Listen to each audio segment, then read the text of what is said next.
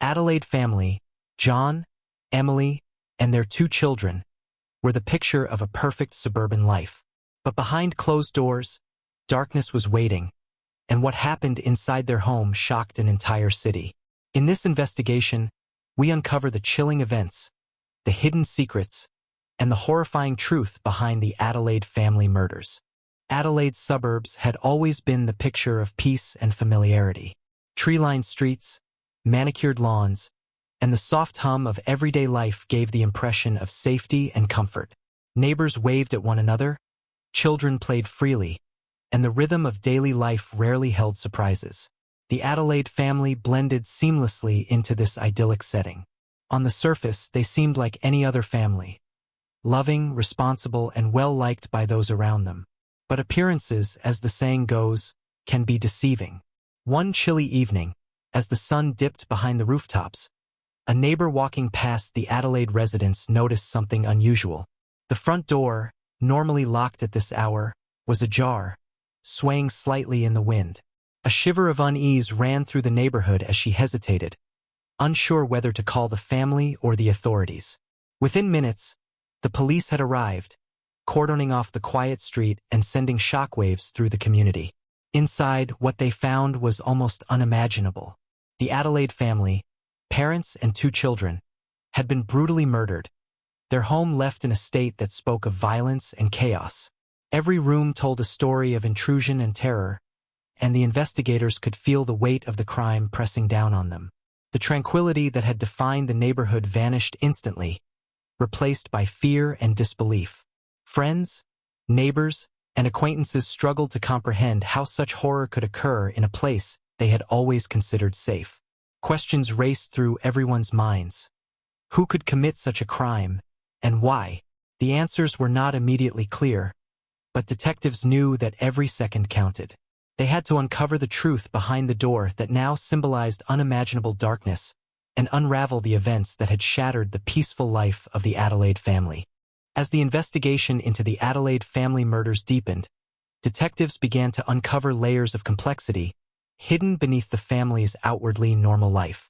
Inside the house, the forensic team meticulously examined every corner, looking for clues that could point to the killer.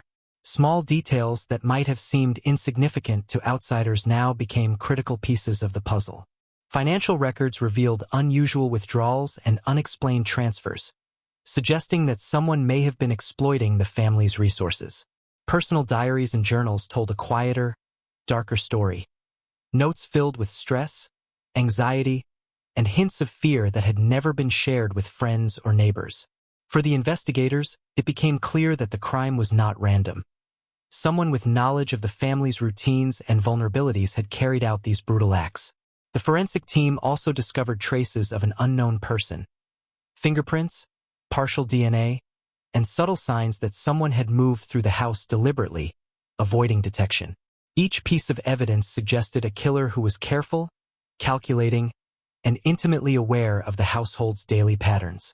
Detectives began to consider the possibility that the perpetrator had observed the family for weeks, studying them, waiting for the right moment to strike. Interviews with neighbors added little clarity at first, but subtle patterns began to emerge. Reports of a shadowy figure lingering near the property at unusual hours, unexplained noises in the days before the murders, and a growing sense of unease that had been noticed by only a few. Every discovery raised new questions. Was this someone the family knew? Could it have been motivated by jealousy, greed, or a personal grudge? The detectives knew that understanding the family's hidden life was key to solving the case.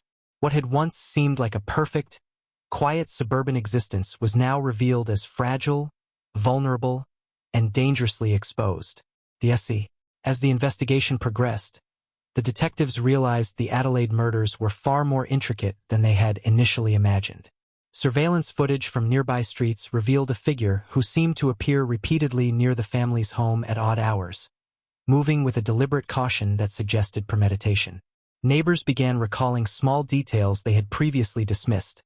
An unfamiliar car parked outside, the faint sound of footsteps late at night, and someone standing too long by the edge of the property.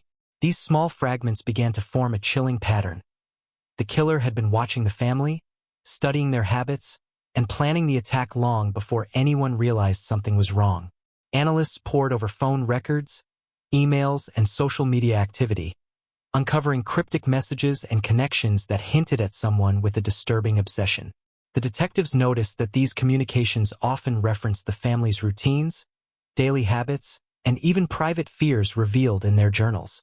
Each lead made it increasingly clear that this was not a random act of violence. It was personal, targeted, and carefully orchestrated. The idea that someone could penetrate the safety of a quiet suburban home without being noticed sent ripples of fear through the community. Pressure mounted as media coverage intensified. Reporters descended on the neighborhood, broadcasting every new development and increasing the tension among residents. Investigators had to work faster, knowing that any misstep could allow the killer to escape or strike again. The detectives began forming a psychological profile, piecing together the personality of someone methodical, calculating, and intensely fixated on the family. Every detail pointed to a predator who was patient, cunning, and relentless. By now, the quiet streets of Adelaide were no longer welcoming. They were a reminder that darkness can linger just out of sight, watching, waiting. The detective. As the investigation deepened, detectives began uncovering motives that had remained hidden behind the Adelaide family's seemingly ordinary life. Every small clue, the financial irregularities, the cryptic journal entries, and the subtle signs of fear, pointed to someone with a personal grudge. The family's business dealings, previously thought unremarkable, were now under intense scrutiny. Investigators discovered disputes over property and financial disagreements that could have provided the perfect opportunity for someone to exploit resentment or jealousy. It became increasingly clear that the murders were carefully planned, not impulsive acts of violence, and the suspect must have been intimately familiar with the family's routines and vulnerabilities. Psychologists assisting the investigation suggested that the killer's actions reflected obsession and control, rather than mere rage. Someone had taken time to study the family, to learn when they were alone, and to calculate the exact moment to strike. Traces of manipulation emerged, cryptic messages sent to the family weeks before the murders, small acts that created unease, and a pattern of stalking that no one had fully recognized until now. These behaviors suggested a dangerous combination of intelligence, patience, and deep-seated personal motivation. Detectives began piecing together a profile of the suspect. Someone who was methodical, cautious, and capable of hiding in plain sight. Each discovery heightened the urgency of the investigation, as the risk of further attacks or attempts to flee became increasingly likely. The quiet streets of Adelaide, once considered safe, now seemed treacherous, hiding the lurking presence of a person driven by obsession and revenge. Every detail, no matter how minor, became a critical puzzle piece, and the detectives realized that cracking the motive was essential to predicting the suspect's next move. The investigation had shifted from uncovering what happened to understand. The breakthrough came when a seemingly small piece of evidence finally pointed the investigators toward a concrete suspect. A fingerprint found on the handle of a kitchen knife matched a man with a previous criminal record, known for burglaries and property crimes in the same suburb. It was the first solid link between the gruesome scene in the Adelaide home and a person outside the family. Detectives immediately began piecing together his movements, uncovering more clues that tied him directly to the murders. Shoe prints, traces of DNA, and subtle signs of forced entry all confirmed what had been feared. This was no random intruder. The investigation revealed that the suspect had studied the family in depth, learning their routines, habits, and vulnerabilities over weeks, possibly months. He had entered the home with knowledge of its layout and left minimal evidence behind, displaying a level of planning and control that shocked even experienced detectives. Analysts traced his online activity and financial history, uncovering a disturbing pattern of obsession, jealousy, and manipulation. It became clear that his motives were personal, driven by resentment, greed, and a desire to assert power over the family he envied or felt wronged by. The detectives realized the danger was far from over. If this man remained free, he could strike again or destroy evidence crucial to the case. Coordination between surveillance teams, forensic units, and local law enforcement intensified, turning Adelaide into a web of investigation points. Every lead was scrutinized, every detail examined, and the stakes rose with each passing day. For the community, the revelation brought a mix of relief and horror. The shadow that had been silently stalking the family was now identified, but the depth of his cunning left a lingering unease. The detectives knew they were close, yet capturing someone this calculated required patience, strategy, and precise timing. The stage was set for the next P. With the suspect identified, the investigation shifted into a high-stakes pursuit. Detectives studied his movements, piecing together a timeline of his activities before and after the murders. Surveillance footage, phone records, and witness accounts painted a chilling picture of a man who was calculating, elusive, and dangerously intelligent. He seemed to anticipate the investigators' moves, leaving minimal traces and using the city's quiet streets and alleyways to his advantage. Each lead brought the detectives closer, but also revealed just how careful and methodical he had been. Analysts noted a pattern in his behavior. He had monitored the Adelaide family for weeks, possibly longer, and had orchestrated every detail to avoid detection.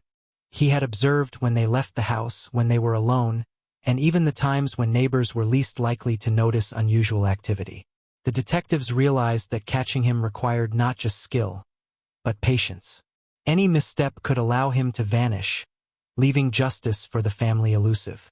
Tension in the community grew as news of the suspect's identification spread. Residents felt both relief and fear, relief that a lead existed, but fear of knowing the killer had been so close for so long. The detectives worked tirelessly, coordinating surveillance, preparing tactical plans, and predicting his next move. Forensic specialists re-examined every piece of evidence, looking for patterns that could reveal where he might strike or hide. As the hunt intensified, the police understood that this man's obsession was dangerous and personal. They anticipated that he would act to protect himself, perhaps attempting to escape or further manipulate situations. Every moment became critical, every decision could mean the difference between capture and loss. Adelaide streets, once quiet and safe, had become a stage for a deadly game of cat and mouse. The investigation was no longer just about solving a crime. It was a tense pursuit of meticulous planning and surveillance. The police finally had the suspect cornered. Every lead, every piece of evidence, and every analysis of his patterns had brought them to this moment. The streets of Adelaide were tense, the quiet neighborhood now filled with flashing lights, officers, and anxious onlookers. Detectives coordinated carefully, aware that the man they were about to apprehend was not only dangerous, but also highly intelligent and unpredictable. As the operation unfolded, the suspect realized the net was closing in. Surveillance footage had tracked him to a rundown apartment on the outskirts of the city, a place where he had attempted to remain hidden. The officers approached cautiously, fully aware that any sudden move could trigger a violent response. Inside, they found evidence that further confirmed his obsession with the Adelaide family. Notes, photos, and detailed plans revealing the extent of his premeditation. It was a chilling glimpse into a mind driven by envy, anger, and control. The arrest itself was tense. The suspect tried to resist, showing the same cunning and calculated behavior that had allowed him to evade capture for so long. But the police were prepared, and after a careful standoff, they finally subdued him. The relief among the officers was palpable, but the gravity of the situation weighed heavily. The lives of the Adelaide family could never be restored, and the community had been left shaken by his actions. During questioning and later in court, the extent of his planning became evident. Every detail of the murders had been orchestrated, from timing to entry points, leaving little chance for the family to escape. The trial revealed not only his guilt but also the terrifying depth of his obsession. For Adelaide, the arrest brought justice, yet it also left lingering unease, a reminder that even in familiar neighborhoods, darkness can hide just beneath the surface. The arrest of the suspect brought a sense of relief, but it did not erase the shock and grief that had engulfed the Adelaide community. Families who had once felt safe walking the streets now realized that danger could exist where it was least expected. The trial revealed the full extent of the suspect's planning and obsession, leaving the public horrified at how meticulously he had studied the Adelaide family's lives. Every detail of the murders, the timing, the entry, the minimal evidence left behind, highlighted a disturbing intelligence and cold calculation that made the crime even more chilling. For the detectives, the case offered a sense of closure, though it could never undo the tragedy.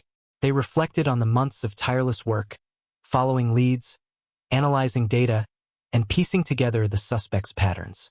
The investigation had not only exposed the criminal's actions but also illuminated vulnerabilities within suburban life, how ordinary routines could be exploited, and how appearances of safety can be deceiving. Experts called for greater awareness, urging communities to pay attention to subtle signs of stalking, manipulation, or unusual behavior that might indicate danger. The Adelaide family's home, once a place of warmth and familiarity, became a symbol of both loss and caution. Neighbors worked to support one another, creating networks of vigilance and communication. Community meetings emphasized the importance of looking out for each other and recognizing that even ordinary-seeming events could signal underlying threats. Though justice had been served, the scars remained. Residents of Adelaide were reminded that darkness can lurk behind familiar doors and that vigilance is essential, even in places that feel safe. The tragedy of the Adelaide family became a lasting lesson about the hidden dangers in everyday life, the fragility of safety, and the resilience of a community forced to confront evil in their midst. The investigation had ended,